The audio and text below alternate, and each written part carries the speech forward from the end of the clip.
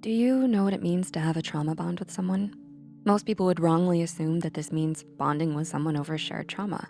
But actually, trauma bonding is a defining characteristic of many toxic and abusive relationships. And it's often the main reason why we might find ourselves unable to leave them. A trauma bond refers to the deep emotional attachment one might feel towards their abuser. And it's more likely to develop in those who have a history of abuse, exploitation, or emotional codependency in their past relationships. Trauma bonds can easily be mistaken for feelings of love and commitment towards another person. So with that said, here are some signs to look out for that tell you if it's not actually love that you're experiencing, but a trauma bond. Number 1, the other person is outwardly charming.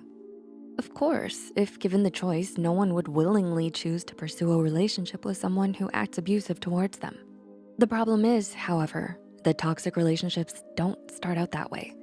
And it's usually only when you've already experienced the abuse that you start to realize something is wrong.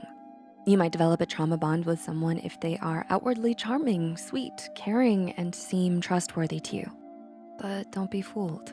There might be something more sinister lurking beneath it all. Number 2, they are emotionally unpredictable. You might be asking yourself, why don't people just leave the relationships once they realize that it's unhealthy for them? But the trouble is, it's a lot harder to spot trauma bonding when it's up close and personal compared to if you just saw it happening to someone else. This is because abusive partners can often be emotionally manipulative too. They might abuse you and devalue you only to shower you with kindness, apologies, and promises to change the next day. This serves as positive reinforcement to make you second guess any thoughts you might have of leaving them. Number 3, they tend to take their problems out on you. Think back to the last time this partner, friend, or family member heard some bad news or encountered a problem. How do they usually deal with it? Do they often lash out, take it out on you, even when you've done nothing wrong? They could be keeping you around as their psychological punching bag, and you deserve better than that. Number 4, they isolate you from your loved ones. Some people might think it's sweet to have someone who wants them all to themselves and gets jealous of those you spend your time with.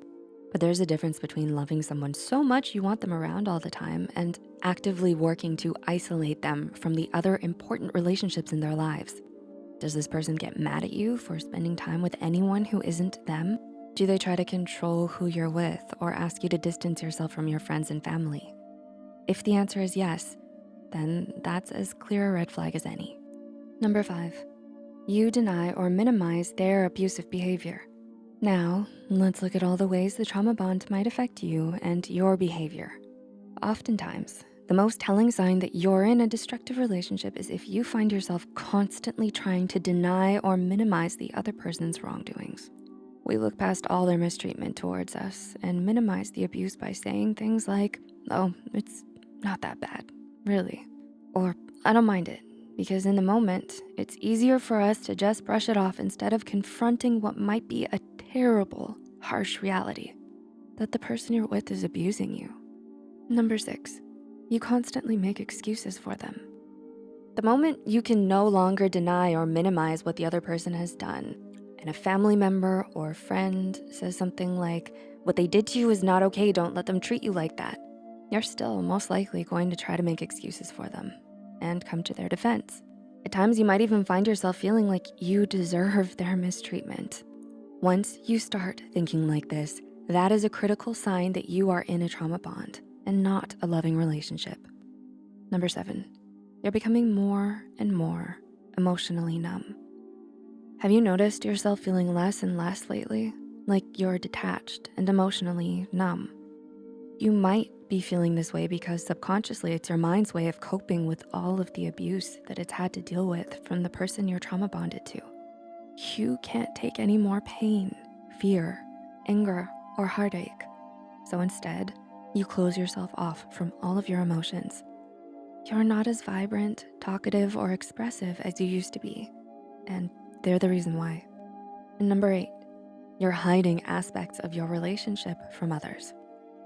Finally, but perhaps most importantly, if you start to hide certain aspects of your relationship from those around you, then you know that there's definitely something wrong. Because why else would you actively try to cover up how bad things are getting between you two? Loyalty towards an abusive significant other is a hallmark of trauma bonding. So you might find yourself becoming defensive or even angered by other people's attempts to intervene in your relationship and help you.